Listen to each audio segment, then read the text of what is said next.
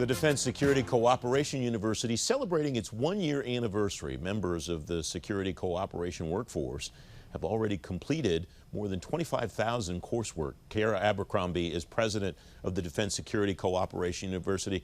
Cara, welcome. It's good to see you again. What have you learned over the past year, and how have you applied it, and how have the people who have gone through your coursework applied it in the security cooperation community in DoD?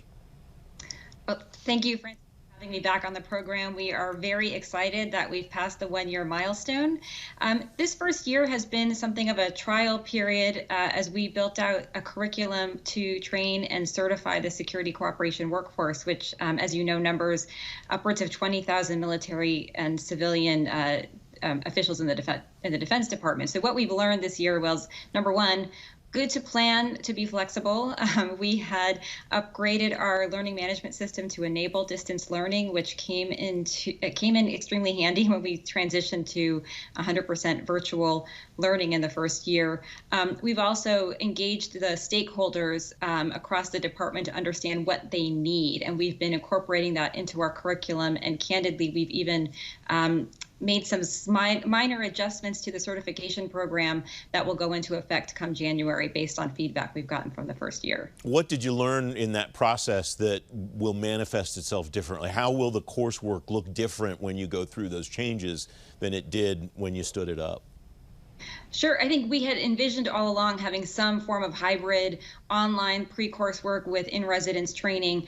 Look, I think there's no going back to only in-residence training. We have found that there is a huge demand for the online learning, particularly for our military members who serve in embassies overseas. We have found this to be an extremely successful model, bringing them together in a virtual learning environment. And so I anticipate you will see that continuing into the future, in addition, of course, to the in-residence portion. The other feedback we've gotten is security cooperation is such an important tool for the Department of Defense in engaging our foreign allies and partners. We really needed to focus in on establishing not just the certification levels for career members of the workforce. We had looked at basic, intermediate, advanced, and we'd even looked at creating an expert level of certification. But what we found is we really need an executive certification aspect to address the needs of the leadership in the department, whether it's the general and flag officers, the career and political SESs. We've built out a very robust executive training program now that we are delivering online. You have called 2020 a transition year for the effort that you're undertaking. What does 2021 look like? Does that transition continue because of COVID, because of the remote work environment that we're all dealing with, or some other reason? Or is 2021, do you think, the year that you can really hit the gas pedal and start to experience the maturity of your organization? I like that metaphor. A gas pedal it is. No, we are ready. This has been a very productive year for us despite the pandemic.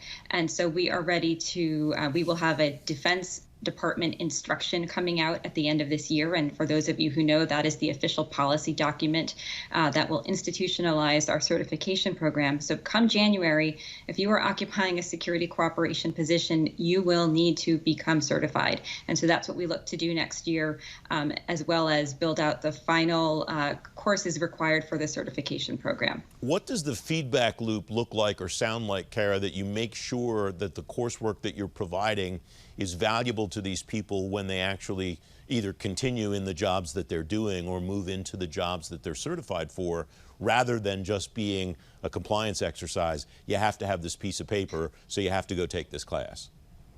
Absolutely. That's a great question.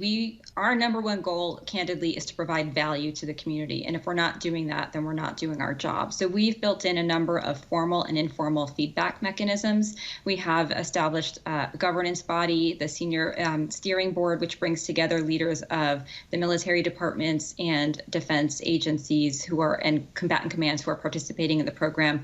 That's one way we meet at least annually, and they are giving us substantive feedback. We've also got at the lower level regular check-ins that have proceeded in this virtual environment, where we accept feedback on the program structure as well as curriculum. And then, of course, there's always the feedback that our faculty receive, and they are ready and able to make modifications instantly for the next course based on student feedback. And that student feedback was what I wanted to follow up on. Do you have, or do you plan to have, a framework in place to follow up with these students 6 months, a year, 2 years out, to be able to give them a chance to say, I learned this, that was helpful, I wish I could have learned this also?